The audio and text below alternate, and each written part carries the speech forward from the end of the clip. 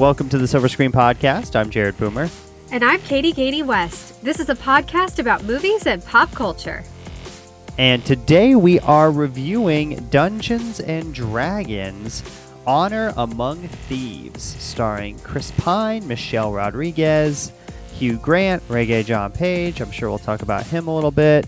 So that is our episode today, reviewing Dungeons and Dragons Honor Among Thieves. So we had a little bit of a delay, so we apologize for that, but I was in a car accident like literally the day before I was supposed to go see this movie, so had to get that all taken care of. I'm doing okay, though, in the process of getting a new vehicle, but that's why we didn't have an episode for you last week, is because we were going to record this last week, and then that happened, so we weren't able to record. So life happens. Jared wasn't at fault, for those of you I was not. So and he is okay. I've checked multiple times.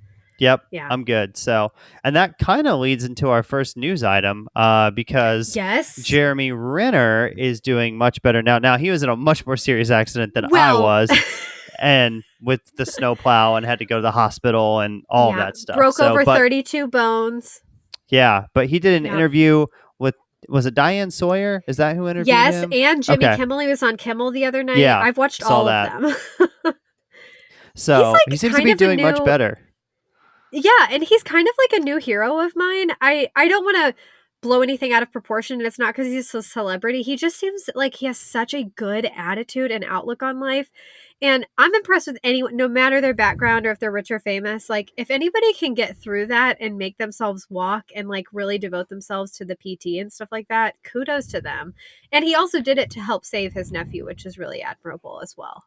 Yeah, he was doing, the whole reason he got into the accident in the first place was because he was trying to help someone. So, yeah, but glad to see that he is doing much better. He's out of the hospital. That's a very good sign there for Jeremy Renner. Also, in some surprising news, because I didn't even know these two were together until I saw this pop up. Happened. So, okay. You're welcome, Jared. This is why I'm here. I keep you abreast of the pop culture news.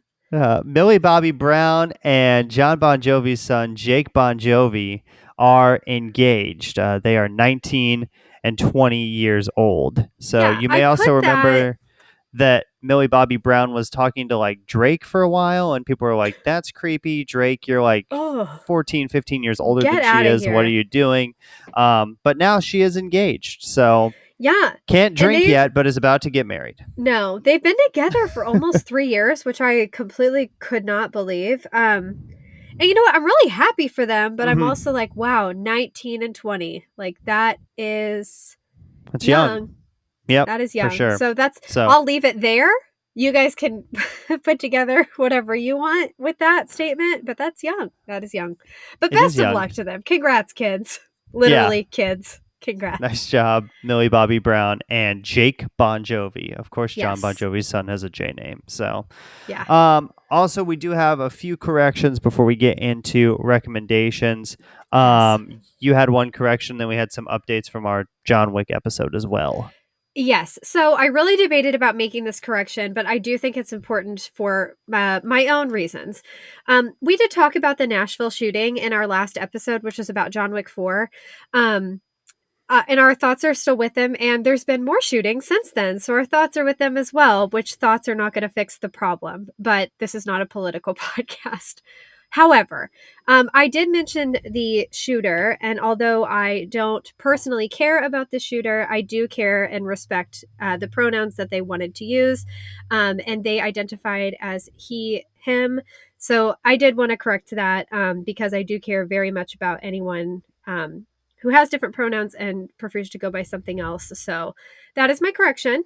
And then also, these are just fun facts. Well, really, Jared and I talked about in John Wick 4, moving on in happier news. I was like, man, I feel like Keanu didn't have any dialogue in this movie. And sure enough, an article popped up on my phone the next day that he only had 380 lines of dialogue. So I clearly wasn't the only one who noticed the lack of lines. And if you think 380 is a lot, like, just write a paragraph and count how many sentences that is. Like, 380 lines is nothing, especially when that's what you're memorizing and you only have to memorize, a couple scenes at a time. So And I that's feel like crazy. too, like half those lines were like very short Yeah, phrases yeah. anyway. So yeah, I'm here. I'm let's back. go. Yeah. And then the other thing that was that I didn't realize. So I did not realize there were after credits in the movie, and so we hadn't stayed. But I had mentioned in the podcast and had my friend Brandon told me that Koji Shimazu, he's the gentleman that spoiler, but you know this, we already talked about it. He dies in the film. His daughter is a prominent part at the beginning of the film. She actually comes back in the after credits, but I didn't realize that. And since we already know they're making a John Wick 5, I wouldn't be surprised if she shows up in that. But anyway, she was in the after credits. I didn't know if she died or anything, but it bears mentioning because I did miss that. Yeah, I did not stick around for that either. Maybe because the movie was 2 hours and 49 minutes. I Right, it was decided a I was wee bit gonna long. it's gonna bolt out of there. But yes, good to know there for that correction. So now we'll move on to recommendations. I'm going to recommend Succession again. It's been great. The first three Ah, episodes so far have I've been only watched one. What is wrong okay. You with got to me? watch the next two. So Okay, I'm that's gonna been probably really good. I'll fix it tonight. I'll just stay up. Okay. Okay. So Succession was very good. I also want to recommend a podcast called The Watch. This is through the Ringer podcast network, but Chris Ryan and Andy Greenwald host it, and they basically break down TV shows, kind of like we do movies, but they have been doing Succession recaps for the episodes when they Oh. come out. And if you just want a little more insight, or if you want to, you're like, I watch this and I want to hear somebody discuss it or whatever the case, and you don't want to read articles about it, so they do. And they're funny too. You can tell they've been friends for like quite a while, and so they'll jab with each other and make jokes at each other's expense and stuff like that. So but it's pretty good. I haven't listened to the rest of their episodes, like when they don't recap Succession. I really just listen to when they do their Succession recaps, but Yeah. those are pretty good. So I would recommend Succession, and then after you watch the episode, go listen to that podcast, and they'll give you like a breakdown on kind of everything that happened. So That's cool. Those companion podcasts are getting so popular where like they people really follow a are. show or revisit So an old show. yeah. Um well, I have two books to recommend. I've been like reading again. So that's great. Um, both of them are Book of the Month books, of course, but I actually March I was trying to do Book of the Month books, like I was trying to devote the whole month to Book of the Month books, so I'm catching up here. I didn't catch up on my stack, but I did read a couple Book of the Month books. So one of them I wanted to recommend is I Have Some Questions for You by Rebecca Mackay. It was really good. I will tell you. It's over 400 pages, so if that's daunting, which I think it is, even me who loves to read. It's over 400 pages, but it was cool. I would not classify it as a thriller at all, but it was like if you've seen the movie The Big Chill, it reminded me a lot of The Big Chill. There's somebody that dies that you know at the very beginning, somebody has died at this boarding school. When people were like in middle school, this person was killed. They put somebody in jail. It actually reminded me also a lot of Serial with when they talked about Adnan Syed and how he was convicted of a crime that they weren't sure he committed, and there's racial overtones and or undertones. There's racial, there's some racial questions going on about like, is this person in jail because of this? It's very similar in this book. And anyway, what happens is this girl keeps going back and forth, like interviewing people, and she's now come back to be a professor at this school. It's really interesting, but I liked it and I was surprised by the ending. And it was very interesting, even though it was long. Okay. The other book is called The Soulmate by Sally Hepworth. So each month, my best friend Kylie and I do a buddy chat on Instagram, and we read The Soulmate together. It was excellent. It is a thriller, definitely a thriller, very quick read. Sally Hepworth is a pretty popular author. I had never read her books, though. This was my first one. And it takes place, people live in this really fancy house, but there's a cliff behind their house, and apparently it's become a really popular suicide spot. And anyway, but this guy, the husband in the book, he has become really good at stopping people. Like he talks to them and talks them down, and they've changed their mind. But one person doesn't. And then there's a whole book about like, was she pushed? What happened? What's going on here? It was very good. Anyway, that's The Soulmate by Sally Hepworth. Very nice. So Thanks. We will talk about Dungeons and Dragons: Honor Among Thieves now, released March 31st of 2021, rated PG-13 for some language, fantasy action, and violence. I will say there's not much language in this film at all. Like a couple No. words, but that's not really a big rating of the PG. The PG-13 is more the violence and the action than anything Mm-hmm. else. So, it's 2 hours and 14 minutes. On IMDb, it's a 7.6 out of 10. On Rotten Tomatoes, critics 90%, audiences 94%. So both groups are really enjoying this movie. And then box office wise, domestically, it's made $61 million. And worldwide, it's made $123 million so far. So still has to make, I think I read that its budget was 150. So it still needs to make a little bit more to basically break even. Wow. But it will probably get there. But it was definitely a high budget movie. So I don't know if it did as well as they were expecting it to. I don't know if it's going to make a lot of money, but it should at least get its budget back. So Yeah. the synopsis for this one is: a charming thief and a band of unlikely adventurers embark on an epic quest to retrieve a lost relic, but things go dangerously awry when they run afoul of the wrong people. So, this one is directed by John Francis Daly and Jonathan Goldstein.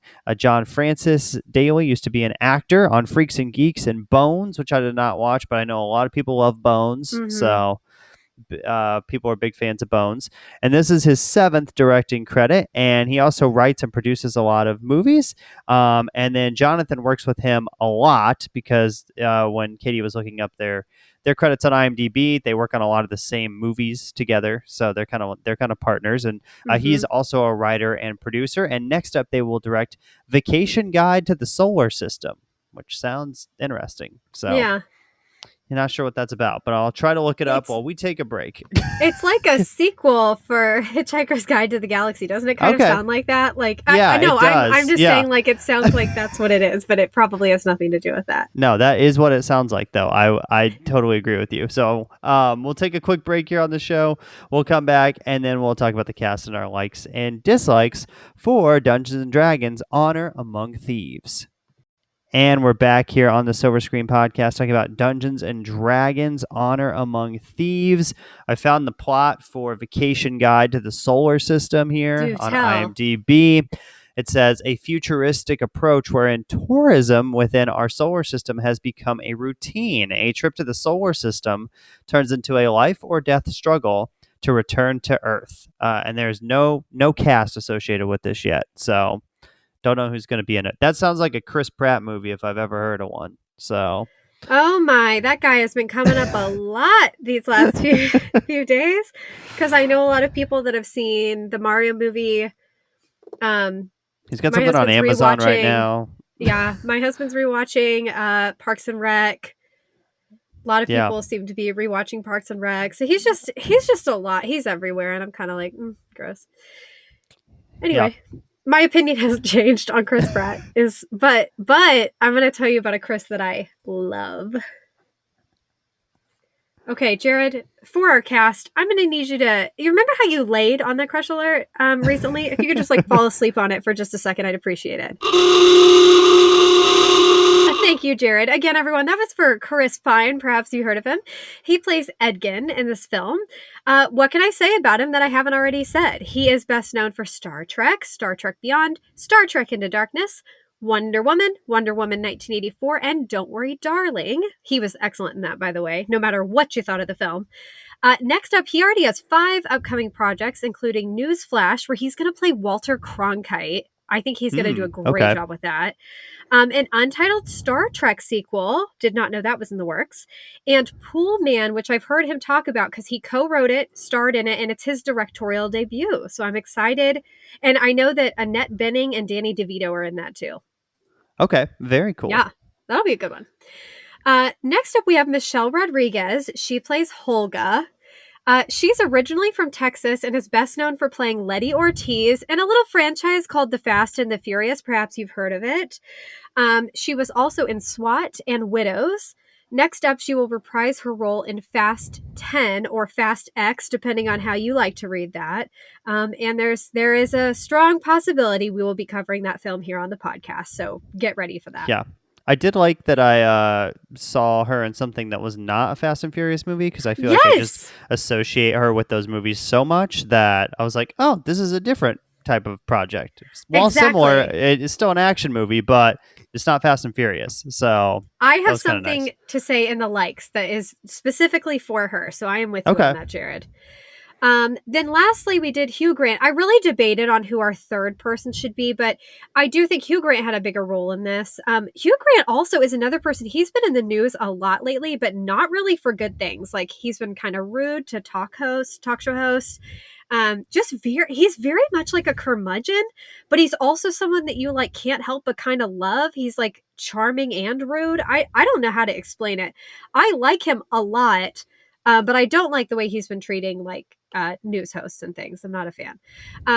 Anyway, Hugh plays Forge in this movie. He is a very popular English actor known for Notting Hill, Love Actually, Four Weddings and a Funeral, About a Boy, Paddington 2, and Glass Onion. He has two upcoming projects, including The Palace and Unfrosted, which sounds like, I don't know what it's about, but it sounds like it's going to be cute. Yeah, it sounds interesting. And then lastly, we have a few starring people. Well, there's a lot in this film. This film also stars Regé-Jean Page. I would put a crush alert there. Justice Smith, Sophia Lillis, Daisy Head, and a fun appearance by Bradley Cooper. So I looked up the plot for Unfrosted. I don't think you'll be able to guess what this movie is about, but think You, of a think baking of show. sort of. Oh, It's about the creation of the Pop-Tart. So that is what this film is about. The synopsis says Michigan, 1963. Business rivals Kellogg's and Post compete to create a cake that could change breakfast forever. And Melissa McCarthy is also in this movie, and James Marsden. So we'll see how that is when it comes out here. Let's see, when is it going to come out? No release date has been set yet. Also being directed by a person you may know, and that would be Jerry Seinfeld. So, whoa. Wow. What? Um, Everyone, I'm sorry. I'm coming off of a sneezing fit, so I'm trying to get it together here. But I had to stop you, Jared, because I love Pop-Tarts. They're like a guilty pleasure, but I only love two flavors. I won't eat the others. Cherry is my favorite, and I don't really like cherry flavored anything except Pop-Tarts. I like cherries, but I don't like mhm, cherry flavoring and candy and stuff. Um, but the cherry Pop-Tart, clear favorite, always a favorite. And then I like the strawberry ones. Other than that, I okay. don't eat them. And they're not I'm good for a you. They have no nutritional value. no. They're high in calories. So what I do is sometimes I'll go to the gas station and I buy one pack, just a 1-2 pack. That's like a treat for me. But I've been doing that lately because it sounded so good. So it's funny this came up because I love a Pop-Tart.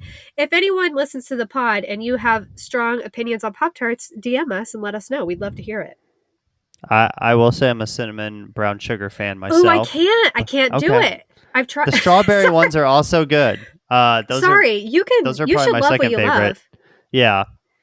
You know the ones I. Everybody talks about the Oreo cookie one that they really like. Yeah. That I've never had that one. I used to like a s'more one, and now I don't. I don't like the taste anymore. Some of them are a little outrageous. I think when they stick Yeah. to one idea, that works the best. Yeah. So, and it is interesting how you have the fruit ones and then like the sweet, savory, Yep. almost candy type ones. Yeah. So This is there you now a go. podcast about Pop-Tarts. We will be covering Unfrosted 100% until it comes out.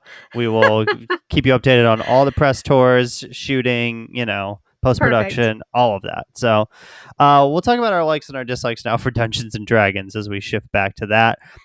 First like is this movie is just very charming. And I think one of the big things this has going for it is an action movie where you don't need to have seen 7 movies before this one to understand what's going on in this movie. I feel like with action movies nowadays, it is hard to get one where you can just go in without any knowledge of anything and just go see it. I mean, you can't do that really with John Wick or Fast and Furious or Guardians of the Galaxy, which we're going to talk about in a couple of weeks. So for the fact that this one is kind of just a standalone, I think that adds to the charm and adds to the appeal a little bit for people, knowing that they can just go see this and not have to have a huge backstory. I mean, you could know a little bit about Dungeons and Dragons, but even if you don't, you'll still be fine seeing this movie. Yes. Jared, you touched on a couple of the things that were real clear highlights for me. One being that I just thought charming was a perfect word to describe this movie. And I really don't know a lot of movies recently that that's the word I would think. And I also think that they perfectly cast this movie. More so than a lot of the movies I've seen lately, even more so. I loved Air. We saw Air. We're going to cover Air. But I think that this movie was perfectly cast. And this is when I wanted to talk about Michelle Rodriguez. I've only seen her in The Fast and the Furious. I don't think I've seen her in anything else. And I'm not a huge fan. I don't feel like there's a lot of like acting prowess going on in those films by anyone. But especially her, I don't know that I like love her character. But she was so delightful in this movie. And I don't think anyone could have played Holga better. And she was a great juxtaposition's like the only word I can think of, like opposite to Chris Pine's character of Edgin. And I just thought this movie was perfectly cast. I thought Regé-Jean Page was a great fit for his role. Everyone, really, really good job with the casting. And it was just charming overall. And the other thing you touched on that I also really enjoyed, I love that I didn't know anything about the game. I knew it was a board game and that's it. But I like that you didn't have to have any understanding of the game to enjoy this movie, which is really nice and is so the opposite of a lot of these big budget blockbusters we see these days. Now, what I have heard is if you do have knowledge of the game, then you might pick up on a few more things, characters, the dragon types, the enemies they fight, some Easter egg type things possibly throughout the movie. But even not knowing any of that, I still found it enjoyable, and it was still an easy watch. So another like is that this is a good film to take the family to, especially if you have kids that are above like 10 or 11. I think this is one that the whole family could go see. The action is not super duper gruesome. There's not a lot of cussing. There's no sexual stuff in it. So it's, a PG-13 it's almost more of a PG. It's closer, I think, to a PG than a PG-13 in terms of some of the PG-13 movies we see. So yeah. I think that that's spot on, Jared. I mean, I'm fine. I am going to always be fine if they're going to rate it PG-13 rather than PG, just for parents that are overly concerned about that kind of thing. But yeah, I wrote about this movie, good, clean, fun. And even while I was sitting there, I just thought, man, this is a great family movie. Like I could see all ages really liking this film, males and females, grandparents going with grandkids. It's just a really good, clean family film. And that's nice to see because we don't get a lot of those. And I don't have kids yet. So I'm not someone that sees a lot of like animated films or anything unless we're covering it for the podcast or it's something I'm obsessed with, which is few and far between for animated films. So it's nice to see like really family friendly films that are not animated, I guess. Also, another like that you wrote down is that this movie has hot actors. So Thank you. I was going to say, I felt like I needed to directly quote my notes to Jared on this. I wrote hot actors. So that's always nice. And it gets people who would otherwise have no interest in the genre, me, to go see this film. But that's true. I think that should be highlighted because if somebody described to me the game or what this movie was about, I'd probably be like, yeah, I don't need to see that. But if they tell me who's in it, I would have gone to see it and it worked. And I think that probably did get more people going to see this film who otherwise might not have paid any attention to it. Also, another like that I had, and this kind of is one of your likes as well, but I wanted to shouted out Michelle Rodriguez. I wanted to shout out Chris Pine because I thought he did a really good job in this movie, being very charismatic, funny a lot in this movie, kind of just like, I don't know, like just oblivious sometimes to certain things that were happening around him. And like you mentioned, Michelle Rodriguez as Holga is kind of playing the straight man or the straight woman in this movie to his character. Yeah. But I thought that he also did a really nice job. I thought Regé-Jean Page did a nice job in the 20, 30 minutes he was in the movie. So it was, like you said, really well cast. And I think if this had been different actors in these roles, maybe this wouldn't have been as enjoyable if they wouldn't have assembled the group that they did. So yeah, and I thought that this casting director, whoever it was, kudos to them because they really picked people that these roles played to the actor's strengths. Because Chris Pine, like, there are some movies I wouldn't put him in. I think he's fantastic and beautiful, and I love him to death. But there are certain roles I don't think he would do well. Just like there's certain things like occasionally you'd probably find something Anthony Hopkins can't do well. Probably, maybe, maybe not. Anyway, I thought that Chris Pine is like known for this kind of like, I want to say this like acerbic wit, and he's very, very charming, and he's good at playing. Like we've seen him play similar characters, or like in Princess Diaries too. Like he's good at playing someone who like you want him to be a smarmy character, but he's not. He's just so delightful. He's really good at that. Also, I don't know that we would classify him as a cult leader and Don't Worry Darling, but like if he asked me to be in a cult, I would join the cult. Yes. Oh, Jared left a great note for me, you guys, in the chat. He said he couldn't see Anthony Hopkins playing John Wick in the John Wick movies. Thank you, Jared, because at first I thought, why did I pick Anthony Hopkins? He could do anything, but you're absolutely right. He's not John Wick. He wouldn't work. No, he could still be in the John Wick movies in the sure. He could be Lawrence like an Fishburne role. Yeah. Yeah. Like he would fit well in that. So in the John Wick I said movies. Oracle like we're talking about the Matrix, but you know what I mean.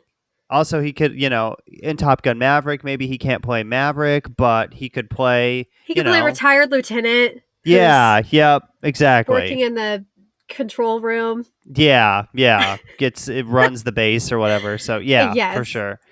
Another like is that this movie is not centered around a love story. It is kind of centered around like a past love, because this is a spoiler, but basically Chris Pine is in search of this artifact that allows one person to come back to life, and he wants to bring back to life his his wife, who unfortunately passed away. You don't really know a lot about her character, but you get a little bit of backstory, but she passed away, and so he wants to bring her back to life. So it's sort of centered around a love story, but there's not an active love story going on. I liked that Holga and Chris Pine's character were not romantically involved. They're just friends, which I think, that's great. You don't see that a lot of movies where a male and a female can just be friends. Right. So I liked that aspect, and I liked that it was not centered around a love story. And that plot of them getting that artifact was central to the movie, but there was also a lot of other things going on as well. So it didn't come up super duper often. Yeah. And then my last I think we kind of touched on this, but for the most part, people I know that play the game or are really big fans of Dungeons and Dragons have said this is like a really good portrayal of what it is. Like it's an enjoyable movie. It's not like crapping on the idea of the game or anything. So I think that's good that they're honoring whatever the board game is like and the rules and all that stuff. So are we ready to move on to dislikes? Yes. Okay. Dislike for both of us is, you said you got uninterested a little bit in the middle of the film. I actually got uninterested at the beginning of the film. I thought when Regé-Jean Page showed up, after we get to that's probably like 45 minutes, an hour in. I thought it really picked up after that point, but up to that point, I thought it was kind of slow. But it seems like we both thought at points in the movie that it was a little slow. Yeah, and I cannot pinpoint, sometimes we see movies and I can be like, this scene could have been taken out, or these 20 minutes, like, that was dumb. I can't pinpoint what I would have removed, but it felt sluggish. I wouldn't say this movie I wouldn't say this is a movie that I thought the pacing was really good. So that really was kind of a downside for me, because, I mean, there were points where I was like, man, I'm getting sleepy, or I don't know, it just felt sluggish to me. So I wish they would have done a better job. Yeah, I thought it was, like you said, just a little, like, not paced well, a little slow in some parts for sure. So another dislike I had is that this movie is called Dungeons and Dragons, and there's not really that many dragons in the movie. There's like That's a one good point. one fight with a dragon, and then at the end, in the final battle, there's a dragon that shows up again. But if you're calling this movie Dungeons and Dragons, I'm expecting to see 6, 7, 8 dragons at some point throughout this film. So... I didn't even pick up on that, but that's a really good point, Jared, because I'm only remembering really 1 or 2 times we even saw a dragon. And I probably would have expected to see more. I'm not going to docket a lot of points for that, but that is a really good thing to point out, because if you're someone that has no understanding of the game, which is me, you would expect that would be a major part of the story. Now, if you like dungeons, they are in a lot of dungeons. So you do get that, but Love there's just a dungeon. And I know that to add the dragons in is more money for the CGI. So it could have been a budget issue as well, where they're like, we've got Chris Pine, who's going to demand a nice salary, Hugh Grant, who's going to demand a nice salary. Some big names in this movie that are going to take up a chunk of that budget. So it may have been a thing where there just wasn't a ton left to do CGI Right. on a bunch of dragons. But still, I thought about that after the movie, that it was like, that was called Dungeons and Dragons, and there was not a lot of dragons in it. Right. Another dislike I had is that when they went on their quests and their adventure, I felt like they always had exactly what they needed at the time they needed it. So there was really no sense of despair, or that they weren't going to be able to figure something out. When they need to get across the bridge that has collapsed. They're like, oh, Michelle Rodriguez is like, oh, I have this thing in my backpack that I picked up, and the other character's like, oh, this is a portal, and you will just jump over there. So I thought that was kind of a example of like, oh, they're just going to solve this problem without any issues. Or like when they're in the maze at the end of the movie and they find that axe, things like that. And I know that happens during the game where you like go on quests and you find these items, but I just felt like it was almost a little too convenient in this movie at times when they found something. Yes, Jared, you picked up on stellar things in this film. I'm really impressed. More so than I did, but also I think I wasn't as interested throughout it as I wanted to be. I agree with you though on things being too convenient. Because even if it's like that in the game, part of the reason I love things like James Bond and some of these other movies is because a lot of times they have to make use with whatever is in the room, whatever's there. They're like, oh, a paperclip, I'm gonna kill someone with this. You know what I mean? It's very like whatever's there, they're being resourceful. And this was more like, oh, this magically popped up. I have this. You're right. Everything they needed to conquer, they were just ready to conquer it. There wasn't as much of a, I'm trying to think of the word, not conflict, but it wasn't nearly as difficult as it could have been.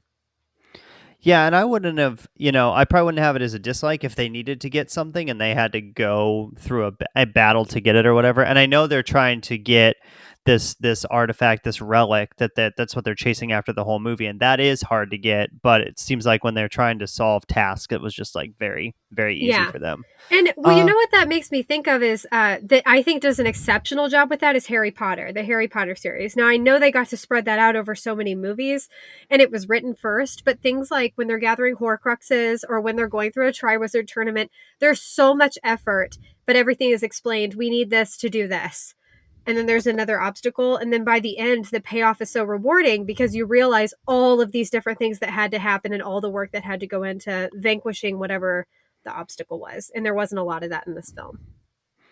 Another dislike for me is did not love the music in this movie either. Don't know why. It just felt very basic, very generic. From the trailers, it seemed like maybe they were going to use more current day music, or like pre-recorded tracks, because I think the trailer had something in it that was like a current song or whatever. So I thought, oh, maybe that's the idea they're going to go with on this, like they do with Guardians of the Galaxy, where it's a lot of current, not a lot of score, but more music. But they just did. I just thought the score in this was just very like generic, old timey sounding, kind of Hmm. medieval-y sounding, and just didn't really do much for me. So. I didn't notice the music a lot, but again, that's not always a good thing. One thing I don't know really how to explain this. My last two kind of go together, so I'll just go with them. I thought this wasn't super dissimilar than a Marvel movie, especially because of budget and everything else. I do like there were some strong women in this film, and that's awesome. So that was nice because a lot of the films we've covered recently are very, very male dominated. I thought this did a good mixture of both, but I did think it was like people fighting people, big budget, lots of CGI. It was like very similar to a Marvel formula. And even the marketing, I mean, so much of this felt very much like they were marketing a Marvel movie. And I don't think that's very original. Now, I did like that it wasn't a Marvel movie. To me, this was um, not quite original. It's based on something, but like so much different than a lot of the movies I'm seeing lately and action movies and stuff. So I liked that, but it felt very Marvel-y. And then I also thought there was a lot of relying on jokes to kind of get them through. I think Chris Pine is excellent at delivering a joke, and the character he was playing that very much went with Edgin. But I think some of the people, like, it was like they would tell a joke and it was almost like they were waiting for the audience reaction, I guess. And sometimes that can be bad if you're relying on that to get you through a film rather than just having witty dialogue and keeping the pacing going and everything. Yeah, that's a good point you bring up with the jokes, because like there would be a joke and then there would just be like silence for a second, and I don't know if they expected us to laugh more at the joke, if they, or what the case was there. But sometimes in movies, you know, they'll have a really funny joke to end a, especially comedies, like a really funny joke to end a scene, and then there'll be like a little transition, like, you know, here's a shot of the city, or here's the next morning, or, you know, to kind of bridge that gap where you're laughing for a few seconds from the final joke. And I felt like you said, they just did a little too much of that in this movie, where they're like, huh, wasn't that funny? Like, come on, like, why aren't you laughing? You know? So it was a little awkward at times for some of those. So, and not, some of the jokes were really great and other ones just didn't land as well in this movie. So, okay, well, we will move on to our scores now for Dungeons and Dragons: Honor Among Thieves. And I'm pretty sure you're first. Okay. I think it's you. First. Let's hope it's you. So you go ahead.